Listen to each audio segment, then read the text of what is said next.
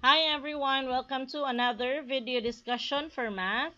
And this week we are going to have operations on the set of real numbers in lesson 1.4. So kindly refer to pages 43 to 47 of our textbook. And last or previous videos, I mentioned it to you that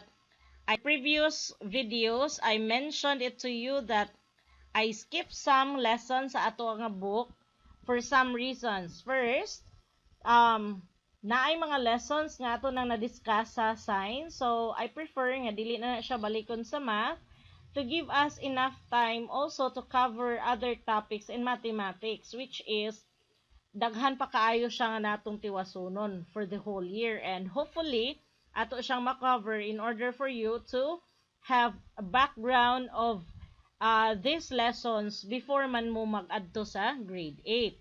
Ikaduha, this specific lesson, operations on the set of real numbers, ako ni nga prefer nga karon pa i-discuss para nga dili siya malimtan nato, especially because this is very useful sa atong sunod nga lesson, which is all about polynomials. So, operations on the set of real numbers, we discussed already sa real numbers. Natay mga different kinds, no? I mean, subsets of real numbers. We have the irrational, the rational, the integers, the fractions, the decimals, and all of this, no? One of the most common and most important nga kanang part of this lesson is to learn how to operate or to learn the basic or fundamental operation of integers. Kay kani siya, gamit kaayo ni siya sa sunod ninyo nga mga lessons. Sa bisan unsa nga math, foundation good ang pag-learn how to perform operations or the fundamental operations sa integers. And so with all of the real numbers. In your elementary years, you already discussed about the operations of fractions and decimals, right? And some of you even have the introduction of integers already. Now, for those nga nakaagi na sa integers, so this will be a sort of a review. Dili na po review, no? Dili lang review, but also name or supplemental or enhancement on what you learned already. For those nga wala pa nakaagi, so we are going to have this lesson. Very easy lang ni siya. Sayon lang siya as long as you're going to understand the rule to follow in performing the operation. And for the decimal and fraction, I hope nga inyo patong ma-remember because dili na nako balikon og discuss diri si fraction o si decimal. Although I will give you some review sa fraction but not that thorough, no, as of the integers. Now, before we'll proceed to the operation or fundamental operations of the integers, we'll have first what is an absolute value. So an absolute value of a number is the number's distance from 0 on the number line. So, talking about number line, okay, so, we know that a number line contains all the real numbers, no? So, kana siya nga line. Each point on the line has a corresponding number nga unique to each point.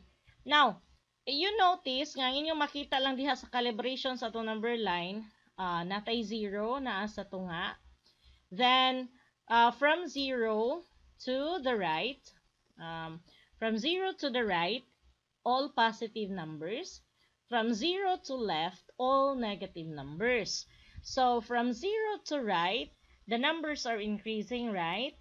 And then, on the left, the number is decreasing. So, mauna siya ang iyaha nga kung sa number line, as what I have told you sa previous nga ito nga lesson. Now, ang gingon diha, absolute value of a number. When we say absolute value of a number, distance kuno na siya, the number's distance from 0 on the number line. Let's say, for example, what is the absolute value of 4? Okay, tayo kani si 4. What is the absolute value of 4? So, ang imong ihapon is pila ka unit iyang distansya from 0 to this point. So, we have here 1, 2, 3, and 4. Okay. So, from 0 to 4, it is, ang value or absolute nga value sa 4 is 4. Okay? And if I'm going to say, what is the absolute value of negative 4? So, you count from 0 gihapon. So, to the left. Okay, negative man itong ikwaan. So, ang distansya gikan sa 0 hangtod sa negative 4, still we have, I'm sorry for that, 1, 2, 3, 4. So, from 0 to 4, there are 4 units gihapon. Okay, to negative 4. So, the idea of absolute value is this. So, for examples, the absolute value of 4 or positive 4 is 4, correct? So, mo to kanina no atong giihap. Now, kana si 4, kanini ang naay bad list din hiya nagkuan before ni 4 o after ni 4, mo na siya gitawag na to og the sign of absolute value. So, makita mo duha ka murag line nga nag-enclose sa imo nga number. So, mao na siya gitawag nga absolute value of that certain number. So, sa absolute value of 4 is 4. And for another example, absolute value of 25 is 5. I mean 25. Absolute value of negative 4 is still 4. The absolute value of negative 100 is 100. So, what do you notice? Okay, of all the absolute values. Probably you are going to say, ma'am, tanan nga, absolute value are positive. And that's correct. Because when we say absolute value, it is the value of the number regardless of the sign. So whether it is positive or negative, ang iyang absolute value is always positive. It's like distance. It's not like distance. Distance good siya, diba? It's like talking about, mayon kibalik ko. How many kilometers are there from Hilongos to Tacloban? So probably it's how much? More or less 200 kilometers, no? So, dili ka mo ingon nga ang distansya, ang kalayon from Hilongos to Tacloban is negative 200, right? Kunya pa doong gikan diri sa Hilongos to Southern Leyte, say for example, di ba, sa opposite nga direction man to siya. So, ma-negative na dito. No, there is no such thing as a negative distance. May ka-distansya, it is always positive. And that is the idea of absolute value. Okay? So, that's absolute value. So, let's start already sa how are we going to how are we going to perform the fundamental operation on integers? First, addition. Natay duha ka rules sa addition of integers. First, adding same sign integers. When we say same sign, so ang integers pareha og sign. Okay, same man. So we know that integers can be positive or negative. Diba? Or zero. So zero kay neutral man no. Dayon, ang atong when we add same sign integers, we add the absolute value of the numbers. Okay, you know already what's absolute value, no? The value of the number regardless of its sign. Dili sa labuto ng sign. And then copy the common sign. Okay? I-add ang absolute value, then kopyahon unsa ang sign nilang duha kay same sign man sila. Now, for example, 1 plus 1 equals 2. Since si 1 o si 1 nga gi-plus silang duha ka 1, pareho man sila nga positive. So the answer is also positive 2. Pag wala kay makitaan nga sign, that is automatic positive. Let's be clear on that. Do not write plus 2. Okay?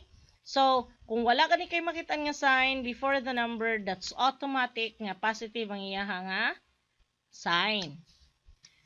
8 plus 27 plus 12, that is equal to positive 47, since silang tanan are positive. Negative 1 plus negative 1. So, parehas lang negative 1. So, absolute value, 1 plus 1 equals 2. Silang duha, negative man. So, negative 2. Negative 19 plus negative 21 plus negative 7. I'm sorry, kulangan ni. This is negative 7. Na plus diha. Okay, that is equal to negative 47 since all of them are negative. Okay. Then, how about if we add different sign integers? So, we subtract the absolute value of the numbers. Okay, again ha, subtract. Then, copy the sign of the number of greater value. Okay. So, this will be like this. Example. Si negative 1 plus 5. So, si 1 is negative, si 5 is positive. Different sign sila. So, ang ato ang buhaton, minuso na to ang ilang absolute value. So, 5 minus 1. Di ba, mag-minus tayo na itong dako, no? 5 minus 1. So, that is 4. What is the sign of the number of greater value? Asa may dako, si 1 or si 5?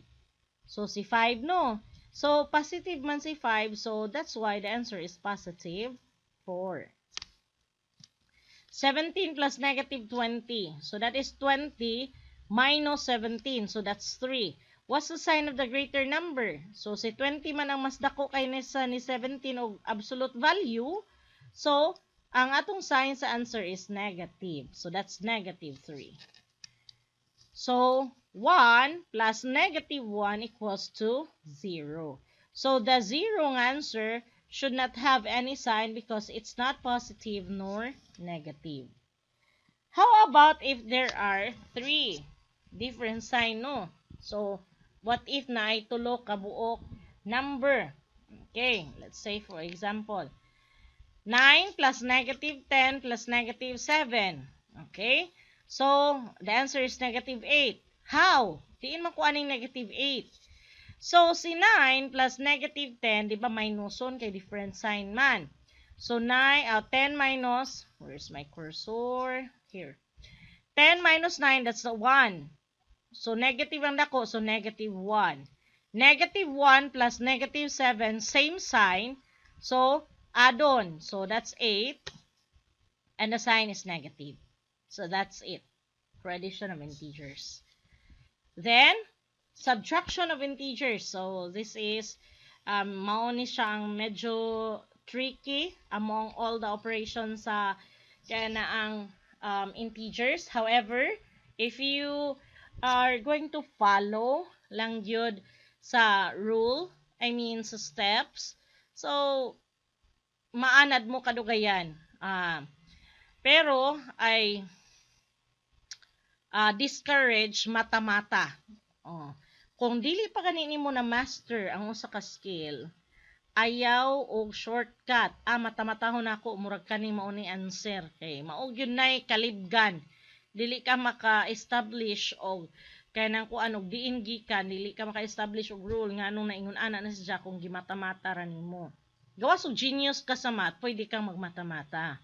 Okay? So, for this operation, this is the rule and these are the steps that you're going to follow. Diba the subtraction is made up of minuend and subtrahen. The minuend is ang giminusan. Ang subtrahen is ang giminus. Ang answer nila is the difference, right? Nasa atong elementary. And so, for example, na ako'y negative 1 minus 5. Kani si negative 1, this is our minuend. Okay? Kani, this is minus. That's why it's read as negative 1 minus 5. So, kani siya si minus ng operation. Kani siya, mao ni si subtrahen, which is positive.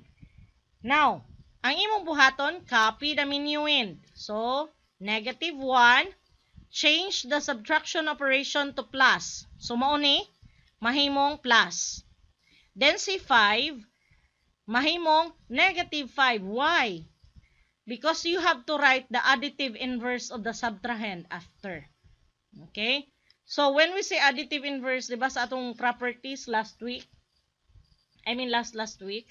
that for every number x, there is an additive inverse of negative x. So, kung positive ni, mahimong negative. Kung negative na siya, mahimo po ning positive. That's additive inverse. Then, follow the rules of addition. So, adding same sign naman kay pareho naman silang negative. So, mahimo na ni siya nga negative 6. So, I hope naklaro na ninyo, no? Next.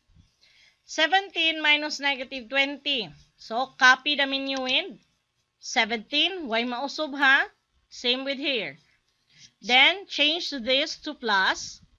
Since this is negative 20, ang iyang additive inverse is positive 20. Follow the rules of addition. So, this will become 17 plus 20, same sign. So, add. That's 37. Positive. Next. Negative 9 minus 2. Ay, minus negative 2. Copy the minuend. Negative 9. You just copy negative 9 there. Change this to plus. Okay. And then this one will have 2. Follow the rules of addition. So, different sign. So, 9 minus 2, that's negative 7. Okay? So, that's subtraction of integers. If medyo na-confuse mo aning part, you can always have the